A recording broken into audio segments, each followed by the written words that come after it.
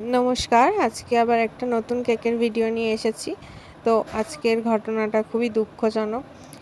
কারণ আজকে কেকটা আমার পুরো কমপ্লিট হয়ে যাওয়ার পরেই এটার সাথে একটা অ্যাক্সিডেন্ট ঘটে যায়।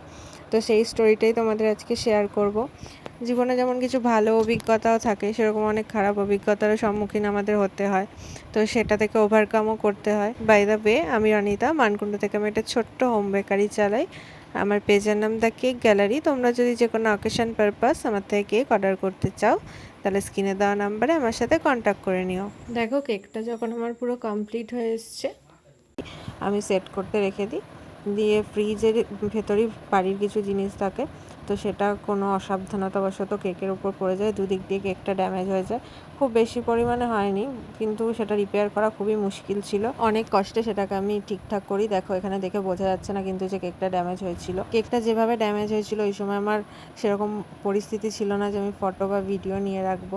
যে লেখাটা আমায় লিখতে বলা হয়েছে সেটা আমি লিখে নিয়েছি। দেখো, দেখে জানিয়ে তোমরা কেকটা কেমন হয়েছে। ভালো লাগলে একটা লাইক করে দিও, কমেন্ট করে দিও, বন্ধুদের সাথে শেয়ার করো। Thanks for watching. বাই, দেখা হবে নেক্সট কোনো ভিডিওতে।